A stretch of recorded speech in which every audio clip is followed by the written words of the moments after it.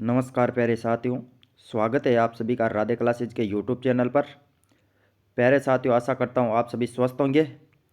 साथियों, पिछली क्लास में हमने राजस्थान इतिहास, कला, संस्कृति से संबंधित कुछ महत्वपूर्ण प्रश्नों पर चर्चा की थी और देखा था कि किस प्रकार के प्रश्न एग्जाम में आते हैं, किस प्रकार के प्रश्न एग्जाम में पूछे जाते हैं, उनको किस प्रकार से करना है। आज इसी सीरीज को आगे बढ़ाते हुए हम राजस्थान इतिहास, कला, संस्कृति व भूगोल से संबंधित कुछ और महत्वपूर्ण प्रश्नों पर चर्चा करेंगे जो पिछले एग्जाम्स में पूछे गए हैं या पूछे जा सकते हैं।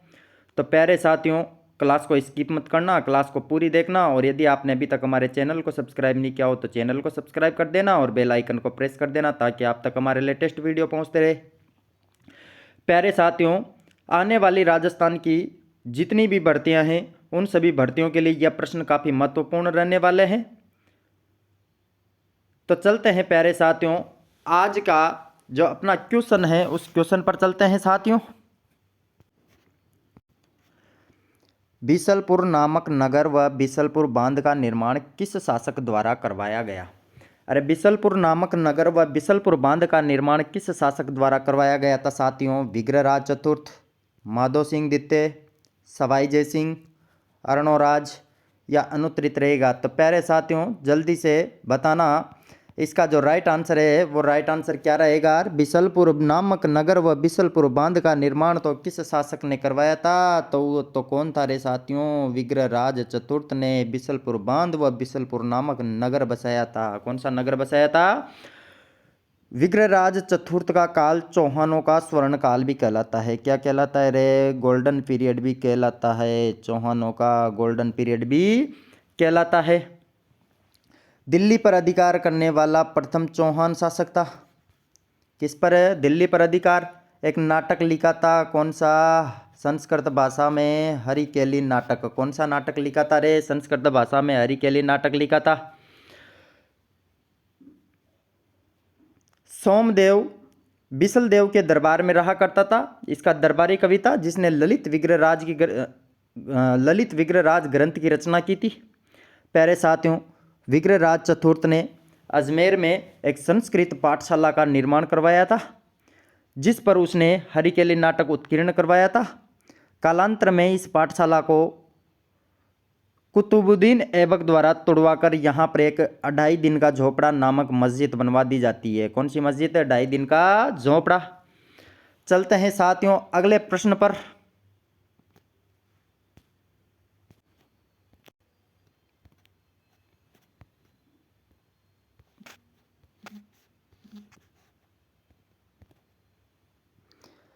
किस प्रशस्ति में रणछोड़ भट्ट प्रथम को मलेच्छों का नाशक तथा नारायण कहा गया है? अरे, किस प्रशस्ति में रणछोड़ भट्ट प्रथम को मलेच्छों का नाशक तथा नारायण कहा गया है रे? रणकपुर प्रशस्ति, घटियाला शिलालेख, ग्वालियर प्रशस्ति, वराह अभिलेख या अनुत्तरित रहेगा? तो प्यारे साथियों, इसका जो आंसर है वो आंसर क्या रहने वाला है कि किस प्रशस्ति में नागभट्ट प्रथम को मलेच्छों का नाशक तथा नारायण कहा गया है? तो कौन सी प्रशस्ति है वो? ग्वालियर प्रशस्ति। कौन सी प्रशस्ति है रे साथियों? ग्वालियर प्रशस्ति में नागभट्ट प्रथम को मलेच्छों का नाशक तथा नारायण कहा गया है। नागभट्ट प्रथम जो था वो गुर्जर प्रतिहारों का प्रथम शक्तिशाली शासक था। कैसा शासक था? जिसने अरबों के आक्रमण को रोका था। किसके आक्रमण को? अरबी जो आक्रांता थे उनके आक्रमणों को रोकने वाला प्रथम शक्तिशाली शासक कौन था? नागभट्ट प्रथम। ग्वालियर प्रशस्ति के अंदर जो नागभट्ट प्रथम था, इस नागभट्ट प्रथम को मलेच्छों का नाशक तथा नारायण कहा गया है। क्या कहा गया है? मलेच्छों का नाशक तथा नारायण कहा गया है। चलते हैं साथियों अगले प्रश्न पर। मारवाड़ के किस शासक को जहांगीर का नमूना कहा जाता है? अरे, मारवाड़ का कौन सा शासक है जिसे जहांगीर का नमूना कहते हैं? महाराजा अभय सिंह, महाराजा भक्त सिंह, महाराजा राम सिंह या महाराजा विजय सिंह? तो प्यारे साथियों, इसका जो राइट आंसर है, राइट आंसर क्या रहने वाला है कि मारवाड़ के किस शासक को जहांगीर का नमूना कहा जाता है? तो किस शासक को कहा जाता है? महाराजा विजय सिंह को कहा जाता है। श्यामल दास के ग्रंथ वीर विरोध के अंदर महाराजा विजय सिंह को मारवाड़ का जहांगीर या जहांगीर का नमूना भी कहा गया है। कहते हैं कि जो महाराजा विजय सिंह थे, इनकी एक पासवान रानी थी जिसका नाम था गुलाब राय। क्या नाम था? गुलाब राय नामक पासवान रानी थी। कहते हैं विजय सिंह के काल में गुलाब राय का प्रभाव बढ़ता जा रहा था, इसलिए 1972 में मारवाड़ के सरदारों ने गुलाब राय की हत्या करवा दी थी। किसकी हत्या करवा दी थी? गुलाब राय की। चलते हैं साथियों अगले प्रश्न पर।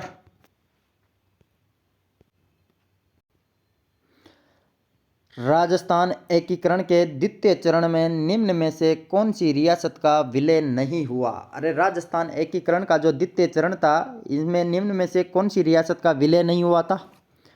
कोटा, टोंक, धौलपुर, बूंदी या अनुत्तरित? तो प्यारे साथियों, इसका जो राइट आंसर है, राइट आंसर क्या रहने वाला है कि द्वितीय चरण में कौन सी रियासत का विलय नहीं हुआ था? अरे द्वितीय चरण में तो कौन सी? बाबू झाड़ू किको प्रसाटो, बाबू झाड़ू किको प्रसाटो। तो कौन सी रियासत नहीं थी रे? वो तो नहीं थी कौन सी? धौलपुर रियासत। कौन सी रियासत? धौलपुर रियासत का विलय तो प्रथम चरण में ही हो गया था। कौन से चरण में हो गया था? प्रथम चरण के अंदर 4 रियासतें, दूसरे चरण में 9 रियासतें थी। कितनी रियासतें थी? 9 रियासतें और एक ठिकाना। पहला चरण तो 18 मार्च को गठित हुआ था, दूसरा चरण 25 मार्च को बना था। कब बना था? 25 मार्च को। पहले चरण का तो नाम मत्स्य संघ था, जबकि दूसरे का नाम जो था वो क्या नाम था रे दूसरे का? जल्दी बताना साथियों, दूसरे चरण का नाम क्या रखा गया था? क्या रखा गया था रे साथियों? दूसरे चरण का नाम तो पूर्वी राजस्थान रखा गया था। कौन सा राजस्थान रखा गया था? पूर्वी राजस्थान रखा गया था। पहला चरण 18 मार्च, दूसरा चरण 25 मार्च, तीसरा चरण 18 अप्रैल को हुआ था। चलते हैं साथियों अगले प्रश्न पर। निम्न में से किसकी अध्यक्षता में मारवाड़ लोक परिषद का गठन हुआ था? अरे निम्न में से किसकी अध्यक्षता में मारवाड़ लोक परिषद का गठन हुआ था? रणछोड़ दास गट्टानी, भंवरलाल सराफ, मथुरा दास माथुर, अभयमल जैन? तो प्यारे साथियों, इसका जो राइट आंसर है वो राइट आंसर क्या रहने वाला है? किसकी अध्यक्षता में मारवाड़ लोक परिषद का गठन हुआ था? किसकी अध्यक्षता में हुआ था रे प्यारे साथियों? किसकी अध्यक्षता में मारवाड़ लोक परिषद? तो वो थे रणछोड़ दास गट्टानी। क्या थे? कौन थे? रणछोड़ दास गट्टानी की अध्यक्षता में मारवाड़ लोक परिषद का 1938 के अंदर गठन हुआ था। कब हुआ था? 1938 में गठन हुआ था मारवाड़ लोक परिषद के नाम से। जबकि इसके अध्यक्ष जो थे, अध्यक्ष तो रणछोड़ दास गट्टानी थे, जबकि इसके जो सचिव थे वो सचिव किसको बनाया गया था? अभयमल जैन को। अभयमल जैन को तो क्या बनाया गया था रे? सचिव बनाया गया था। इसका क्या बनाया गया था? सचिव बनाया गया था। भंवरलाल सराफ की अध्यक्षता में, भंवरलाल सराफ द्वारा 1934 में मारवाड़ प्रजा मंडल की स्थापना की जाती है। किसकी स्थापना की जाती है? मारवाड़ प्रजा मंडल की स्थापना 1934 में भंवरलाल सराफ द्वारा की जाती है। चलते हैं साथियों अगले प्रश्न पर।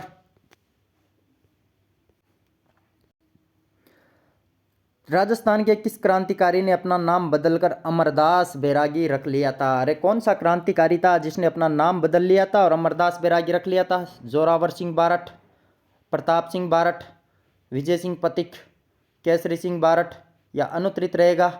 तो प्यारे साथियों, इसका जो राइट आंसर है वो राइट आंसर क्या रहने वाला है? अरे कौन सा क्रांतिकारी था जिसने अपना नाम बदलकर अमरदास बैरागी रख लिया था? तो वो कौन था? जोरावर सिंह बारठ। कौन था रे साथियों? जोरावर सिंह बारठ ने अपना नाम बदल करके अमरदास बैरागी रख लिया था। सन 1912 के अंदर जोरावर सिंह बारठ ने लॉर्ड होर्डिंग्स पर दिल्ली के चांदनी चौक में बम फेंका था। क्या फेंका था? बम फेंका था। पुलिस से बचने के लिए उन्हें जो आजीवन कारावास की सजा दी गई थी, इसलिए उन्होंने अपना नाम बदलकर अमरदास बैरागी रख लिया और आजीवन कभी पुलिस की गिरफ्त में नहीं आए, इसलिए इनको राजस्थान का चंद्रशेखर आज़ाद भी कहा जाता है। क्या कहा जाता है? राजस्थान का चंद्रशेखर आज़ाद। चलते हैं साथियों अगले प्रश्न पर। निम्न में से किस लोक देवता का महमूद गजनवी से युद्ध हुआ था? अरे निम्न में से किस लोक देवता का महमूद गजनवी से युद्ध हुआ था? तेजा जी, पाबू जी, गोगा जी, हड़बू जी या अनुत्तरित? तो प्यारे साथियों, इसका जो राइट आंसर है, राइट आंसर क्या रहने वाला है कि कौन सा लोक देवता था जिनका तो युद्ध महमूद गजनबी से हुआ था। तो कौन से लोक देवता तेरे साथियों, वो तो गोगा जी थे। कौन थे? गोगा जी का युद्ध तो महमूद गजनबी से हुआ था। किससे हुआ था? गोगा जी चौहान का जो जन्म था 1003 के अंदर ददरेवा चूरू में हुआ था। कहाँ पे हुआ था रे? ददरेवा चूरू के अंदर 1003 के अंदर गोगा जी का जन्म हुआ था। गोगा जी का अपने भाई जो थे अर्जन सर्जन, कौन है? अर्जन सर्जन के साथ में जमीनी विवाद चल रहा था। अर्जन सर्जन के साथ में जमीनी विवाद चल रहा था। अर्जन सर्जन ने मुस्लिम आक्रांताओं की मदद से गोगा जी पर आक्रमण कर दिया था, जिसमें गोगा जी लड़ते हुए वीर गति को प्राप्त हुए थे। कहते हैं कि इस युद्ध के अंदर गोगा जी का जो सिर था, सिर ददरेवा चूरू में गिरा, इसलिए इसे शीश मेढ़ी के नाम से जानते हैं। जबकि इनका जो धड़ था वो नौहर हनुमानगढ़ में गिरा, इसलिए इसे धड़ मेढ़ी या धुर मेढ़ी या गोगा मेढ़ी के नाम से भी जानते हैं। कहते हैं जो गोगा जी थे, गोगा जी बिना सिर के युद्ध करते हुए देखकर महमूद गजनबी ने तो गोगा जी को जाहर पीर की संज्ञा दी थी। जाहर पीर कहा था। क्या कहा था रे? जाहर पीर कहा था। किसको? गोगा जी को। चलते हैं साथियों अगले प्रश्न पर। हवा महल की चौथी मंजिल का नाम क्या है? हवा महल की चौथी मंजिल का नाम क्या है? हवा मंदिर, प्रकाश मंदिर, विचित्र मंदिर, शरद मंदिर या अनुत्रित? तो प्यारे साथियों, हवा महल की जो चौथी मंजिल है, चौथी मंजिल का नाम तो क्या है? हवा महल की चौथी मंजिल का नाम तो प्रकाश मंदिर है। कौन सा मंदिर है? प्रकाश मंदिर है। हवा महल का निर्माण सन 1799 में सवाई प्रताप सिंह के काल में करवाया गया था। इसका जो वास्तुकार था, वास्तुकार तो लालचंद उस्ता था। वास्तुकार कौन था रे? लालचंद उस्ता था। 5 मंजिला इमारत थी। श्री कृष्ण के मुकुट के समान इसे बनाया गया था। पहली मंजिल का नाम तो शरद मंदिर था, दूसरी का नाम रतन मंदिर था, तीसरी का नाम विचित्र मंदिर था। पहली का शरद, दूसरी का रतन, तीसरी का विचित्र, चौथी का प्रकाश और पांचवी का हवा मंदिर। अरे पहली मंजिल, दूसरी रतन, तीसरी विचित्र, चौथी प्रकाश और पांचवी हवा मंदिर। 5 मंजिला थी। कितने मंजिला थी? 5। चलते हैं साथियों अगले प्रश्न पर। काफ़ी शानदार क्लास रहने वाली है, काफ़ी अच्छे अच्छे प्रश्नों का समावेश है। तो साथियों क्लास को स्किप मत करना और क्लास को पूरी देखना।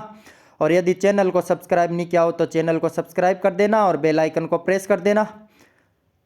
और यदि आपने अभी तक हमारी पिछली वीडियो नहीं देखी हो तो आप डिस्क्रिप्शन में लिंक दिया हुआ है, लिंक पे क्लिक करके देख सकते हैं। चलते हैं साथियों अगले प्रश्न पर। निम्न आभूषणों में कौन सा आभूषण सिर का नहीं है? अरे निम्न आभूषणों में कौन सा आभूषण सिर का नहीं है साथियों? देखड़ा, चंपाकली, रापड़ा, साकली या अनुत्रित रहेगा? तो जल्दी कमेंट देना रे साथियों। इसका जो राइट आंसर है वो राइट आंसर क्या रहने वाला है?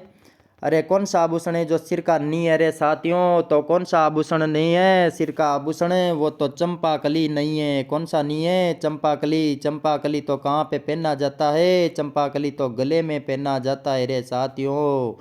चंपाकली तो कहाँ पे पहना जाता है? गले में पहना जाता है। चलते हैं साथियों अगले प्रश्न पर। नागफणी है। नागफणी क्या है? नागफणी सुशिर वाद्य, घन वाद्य, ताल वाद्य, तत्वाद्य क्या है साथियों नागफणी? अरे नागफणी तो क्या है रे साथियों? इसका राइट आंसर है, जो राइट आंसर क्या रहने वाला है? नागफणी तो एक सुशिर वाद्य है। कैसा वाद्य है? सुशिर वाद्य है। फूंक से बजाया जाता है। किससे बजाया जाता है? फूंक से बजाया जाने वाला यंत्र है। चलते हैं साथियों अगले प्रश्न पर। गौरी लोक नाट्य का प्रमुख सूत्रधार कौन होता है? गौरी लोक नाट्य का प्रमुख सूत्रधार कौन होता है साथियों? कुड़कुड़िया यंत्र, जामटिया यंत्र, पाट भोपा यंत्र या हलकारा यंत्र? तो प्यारे साथियों इसका जो राइट आंसर है वो राइट आंसर क्या रहने वाला है रे? गौरी लोक नाट्य का प्रमुख सूत्रधार तो कौन सा यंत्र होता है? कौन सा यंत्र? कुड़कुड़िया यंत्र होता है। कौन सा यंत्र होता है साथियों?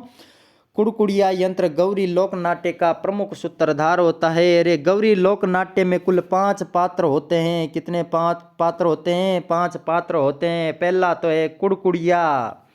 पहला तो कौन सा है रे? कुड़कुड़िया। दूसरा है जामटिया। तीसरा है पाट भोपा। चौथा है दो राइयाँ या उसको पार्वती भी कहते हैं। और पांचवा है रे हलकारा। 5 पात्र होते हैं, जिसमें सबसे प्रमुख जो सूत्रधार होता है वो होता है कुड़कुड़िया पात्र। कौन कौन सा पात्र होता है? कुड़कुड़िया पात्र होता है। चलते हैं साथियों अगले प्रश्न पर।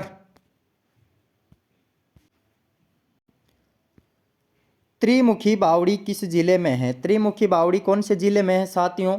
चित्तौड़गढ़, उदयपुर, डूंगरपुर, राजसमंद। प्यारे साथियों, त्रिमुखी जो बावड़ी है वो त्रिमुखी बावड़ी कहाँ पे स्थित है? त्रिमुखी बावड़ी तो उदयपुर में स्थित है। कहाँ पे स्थित है? उदयपुर के अंदर स्थित है। इस बावड़ी का निर्माण तो मेवाड़ महाराणा राज सिंह की पत्नी राम रसदे ने करवाया था। किसने करवाया था? राम रसदे ने करवाया था। कौन सी? त्रिमुखी बावड़ी का निर्माण तो राज सिंह की पत्नी राम रसदे ने करवाया था। किसने करवाया था? राम रसदे ने। चलते हैं साथियों अगले प्रश्न पर। कर्क रेखा राजस्थान के किन जिलों से होकर गुजरती है? कर्क रेखा राजस्थान के किन जिलों से होकर गुजरती है? डूंगरपुर प्रतापगढ़, डूंगरपुर उदयपुर, बांसवाड़ा प्रतापगढ़, डूंगरपुर बांसवाड़ा या अनुत्तरित। तो साथियों, कर्क रेखा राजस्थान के किन जिलों से होकर के गुजरती है? कर्क रेखा तो राजस्थान के कौन से जिलों से?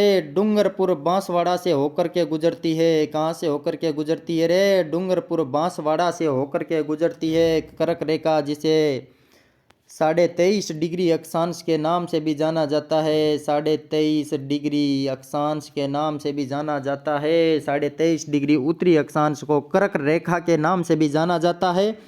राजस्थान के 2 जिलों डूंगरपुर व बांसवाड़ा से होकर के गुजरती है। राजस्थान में कुल लंबाई 26 किलोमीटर है।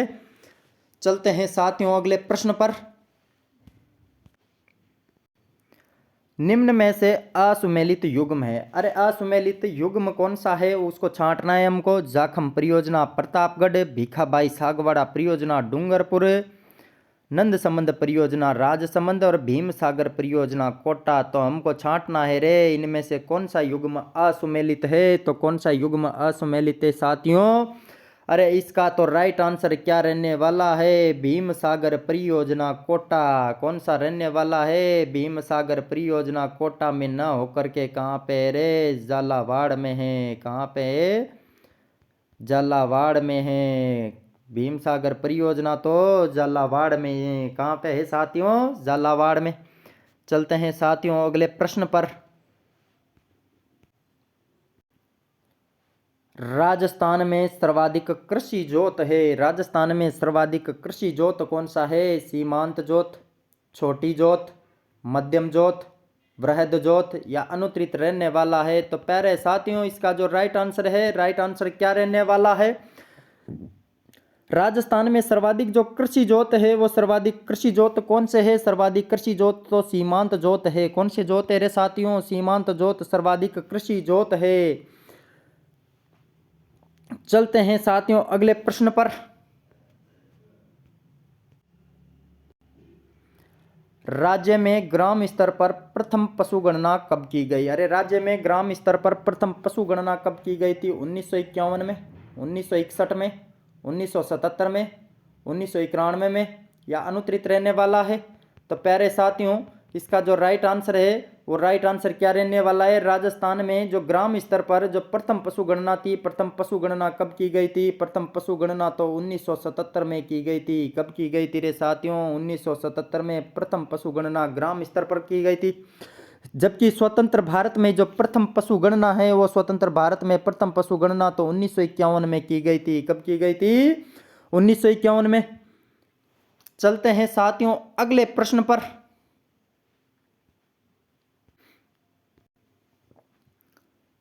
सेवण घास राज्य के कौन से क्षेत्र में पाई जाती है? अरे सेवण घास राज्य के कौन से क्षेत्र में? सीकर क्षेत्र, जैसलमेर, जयपुर, कोटा या अनुत्तरित।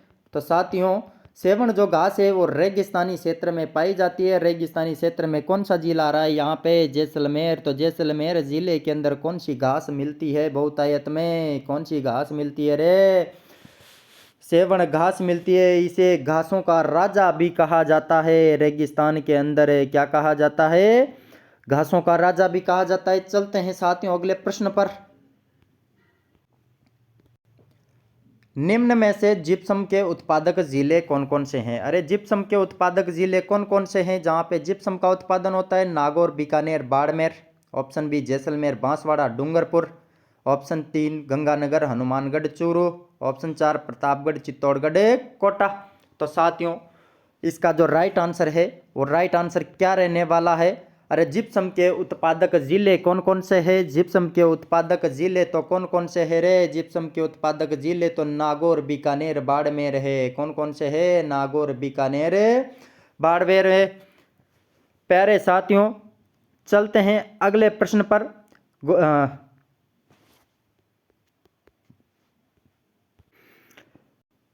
अगला प्रश्न है साथियों, स्वर्णिम त्रिकोण में सम्मिलित नहीं है। स्वर्णिम त्रिकोण में कौन सम्मिलित नहीं है साथियों? दिल्ली, आगरा, जयपुर, धौलपुर या अनुत्तरित रहने वाला है।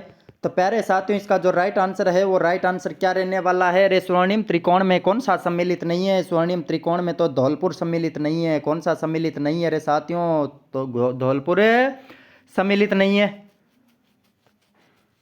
स्वर्णिम त्रिकोण जो है उसके अंदर जयपुर, आगरा और दिल्ली को सम्मिलित किया गया है। किसको सम्मिलित किया गया है? जयपुर, जिसमें से एक पक्षी अभ्यारण्य है केवलादेव घना पक्षी विहार भरतपुर, इसमें से होकर के गुजरता है, इसमें होकर के जाता है। प्यारे साथियों इस स्वर्णिम त्रिकोण के अंदर में राष्ट्रीय राजमार्ग संख्या 48, राष्ट्रीय राजमार्ग संख्या 44 व राष्ट्रीय राजमार्ग संख्या 21 शामिल है। कितने राजमार्ग शामिल है? 3 शामिल है, 48, 44 और 21। चलते हैं साथियों अगले प्रश्न पर। मरु विकास कार्यक्रम में राज्य व केंद्र की साझेदारी कितनी है? अरे मरु विकास जो कार्यक्रम है इस मरु विकास कार्यक्रम के अंदर राज्य और केंद्र की साझेदारी कितनी है साथियों? 70-30, 25-75, 30-70, 60-40 या अनुत्तरित। तो प्यारे साथियों इसका जो राइट आंसर है वो राइट आंसर क्या रहने वाला है? मरु विकास कार्यक्रम में राज्य और केंद्र की जो साझेदारी है वो साझेदारी क्या है रे? 25-75 है। कितनी है? 25-75 है केंद्र और राज्य और केंद्र की साझेदारी। मरु विकास कार्यक्रम तो 1977-78 में प्रारंभ किया गया था। कब प्रारंभ किया गया था? 1977-78 में। उस समय 100% हिस्सेदारी किसकी थी? केंद्र की थी। किसकी थी? केंद्र की। लेकिन 1 अप्रैल 1999 में बदलकर इसको 25% तो राज्य सरकार वहन करेगी और 75% कौन वहन करेगा? केंद्र सरकार वहन करेगी। तो प्यारे साथियों आज की क्लास में हमने राजस्थान जीके से संबंधित महत्वपूर्ण प्रश्नों पर चर्चा की जो आगे आने वाले राजस्थान की किसी भी भर्ती परीक्षा के लिए काफ़ी महत्वपूर्ण रहने वाले हैं। तो प्यारे साथियों यदि आपको क्लास अच्छी लगी हो तो क्लास को शेयर करना, लाइक करना और चैनल को सब्सक्राइब करना ताकि आप तक हमारे लेटेस्ट वीडियो पहुंचते रहे। धन्यवाद।